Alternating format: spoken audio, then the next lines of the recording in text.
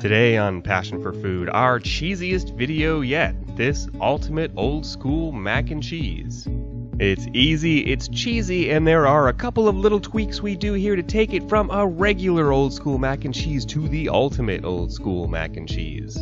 So if you're looking to shell out some awesome comfort food, this is the macaroni recipe you'll need.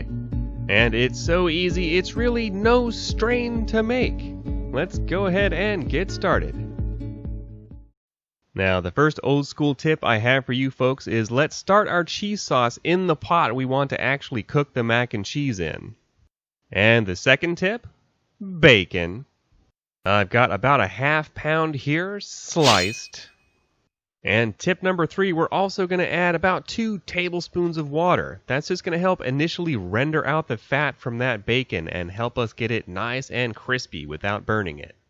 So we just want to continue cooking our bacon over medium-high heat until we've rendered out all of the fat and our bacon is nice and golden brown and crispy.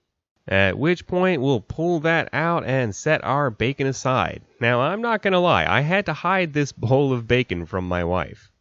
Now I know there are some old school mac and cheese purists who will disagree with me here, but I really feel like adding a hulking large onion like this adds an amazing depth of flavor to this. So we'll just chop that in there and get it cooking in our bacon fat. We just want to continue cooking these onions until they start to turn translucent.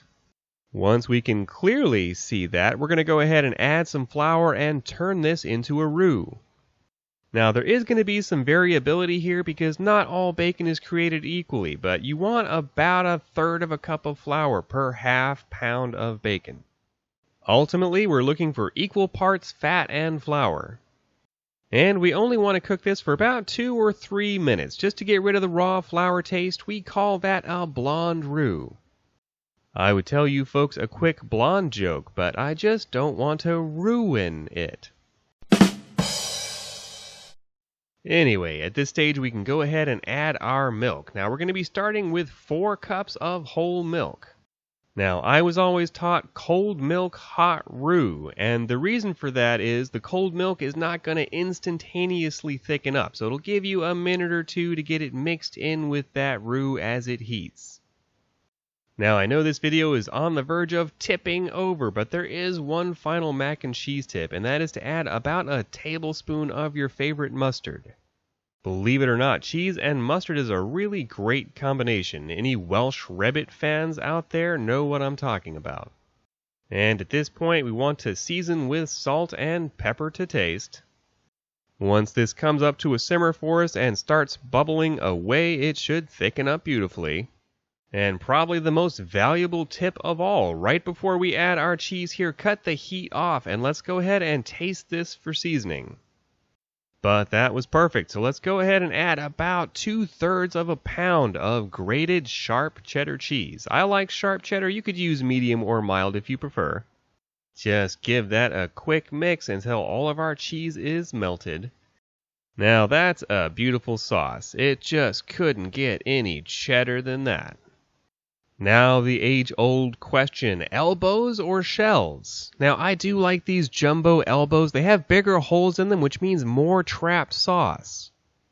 But me personally, I'm of the opinion that the shell is the perfect mac and cheese pasta. I mean, these things are basically just little cups bringing sauce directly to my mouth. So here we have 1 pound of al dente shells. Now it's important that they be al dente. Don't cook these all the way, otherwise they're just going to get soggy when we bake it in that sauce. So let's get those shells mixed in with that cheesy goodness. And to top it off, well, we're going to top it off with another 2/3 pound of sharp cheddar cheese. Yes, that is a ridiculous amount of cheese. The size of that cheese pile on my cutting board was pretty comical, so I think I might post that to Instagram just for fun. Now, normally with mac and cheese, you would see it topped either with cheese or with breadcrumbs, but hey, this is the ultimate old school mac and cheese, so we're doing both, and I'm going to go ahead and top the cheese with some panko breadcrumbs. That's going to add an amazing texture and a great little crunch to the top of our ultimate mac and cheese. We simply want to bake this in a 425-degree oven for 30 minutes. at which point we can pull it out, but we do want to let that rest for at least 5 minutes.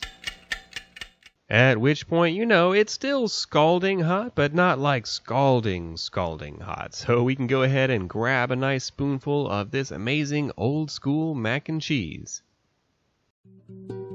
Now, I know you might be thinking, hey, what happened to all that bacon? Well, don't worry, I haven't forgotten it.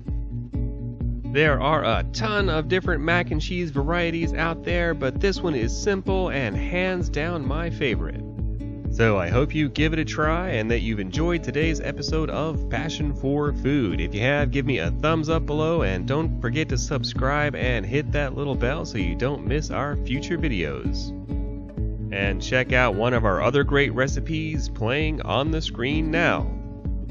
This has been Graham with Passion for Food.